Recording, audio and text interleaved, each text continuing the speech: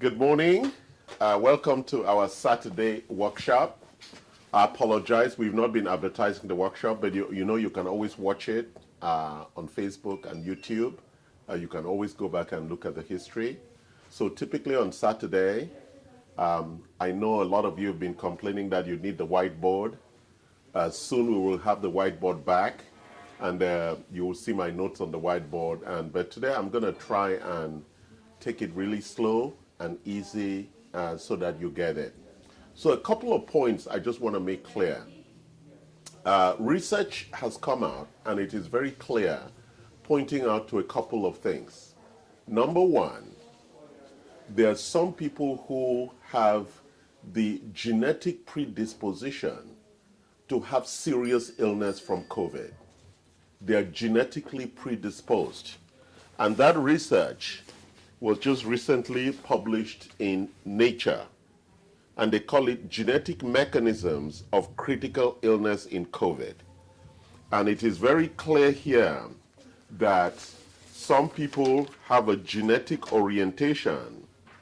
And I'll read briefly from the paper, the summary. This was accepted 30th of November 2020.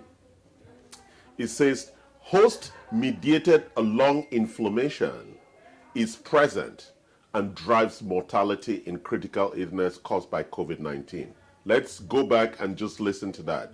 Host-mediated lung inflammation, right? So we're going to talk about inflammation and other issues. Host genetic variants associated with critical illness may identify mechanistic targets for therapeutic development. Here we report the results, right, of 2,244 critically ill COVID patients from 208 UK intensive care units. We identify and replicate novel genome-wide associations on these genes, right? We identify potential targets for these genes that are very important and provide a causal link for seriousness in COVID illness diseases. So, interestingly, some people already have a weak association, susceptibility from a genetic point of view. But it's interesting what this paper also points out, that most of the people who get ill from the COVID-19 infection typically have underlying inflammation and oxidative stress. And what are those two things? It's really important we talk about it. If you have obesity, you already have inflammation. Most of us have inflammation because just being alive demands that we are inflamed because of the toxins, because of the infections, and all those things that our body is always fighting from air, water, food, and the chemicals we put on our body. So we always have an underlying inflammation of some sort. And that is why one of the critical things that we recommend for everyone is the most important product that we talk about on reducing inflammation is SPM Active. What is SPM Active? SPM Active is, as Dr. Johnson said on one of the conversations this week, SPM Active is a fractionated fish oil. They have removed that element that actually addresses inflammation, that downgrades inflammation, and they have created this product called SPM Active, and it modulates inflammation. So it is a very important precaution, prevention, and reversal supplement to ensure that before you reduce inflammation so you don't have COVID, and if you do, the inflammation is reduced to make sure that your COVID infection is not significant. One of the second things that we also talk about is oxidative stress.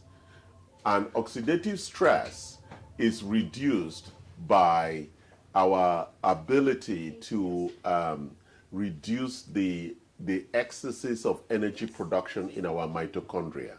So when the mitochondria produces energy, some of the excess products out of that energy production, what is called ATP, is reactive nitrogen species or reactive oxygen species.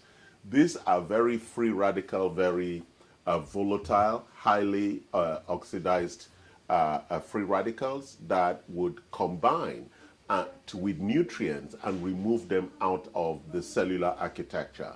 So removing these free radicals oxidative species is really important in ensuring that the cell continues to have the nutrients and that the mitochondria continues to produce good energy.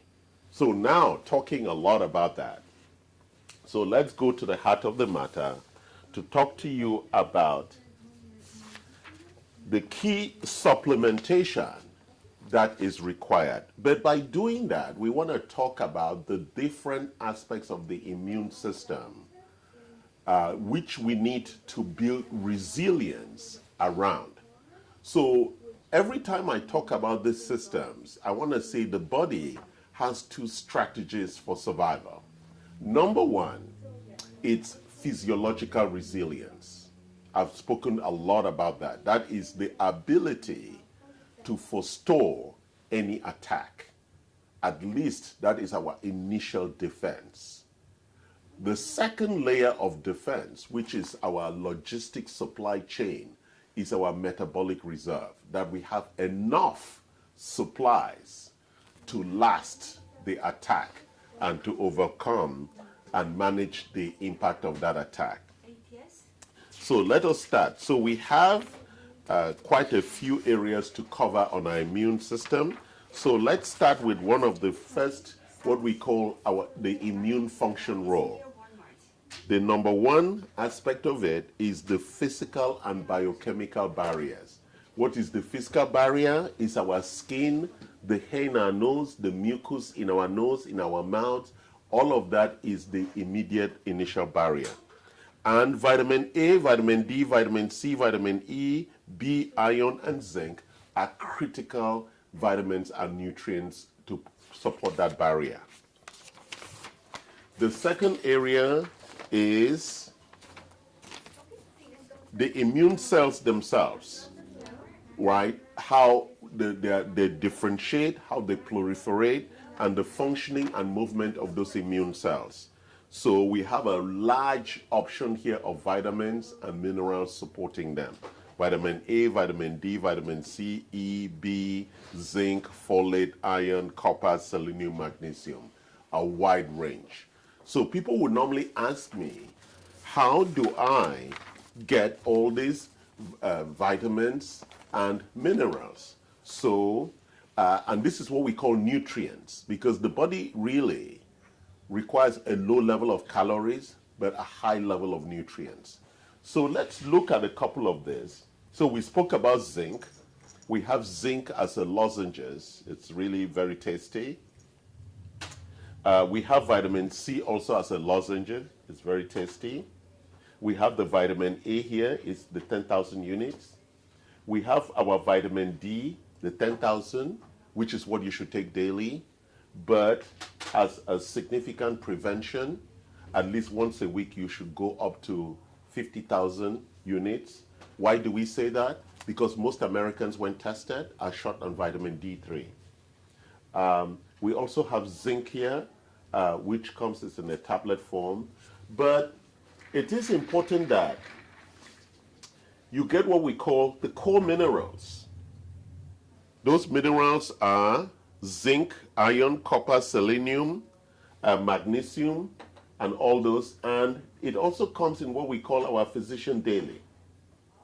So there are lots of products that will provide the immune system, the immune cells, with the ability to differentiate, to proliferate. Why do they need to proliferate? Because when there's an attack, they need to reproduce very quickly. So the army would be ready and in the right numbers to attack the invading viruses, right?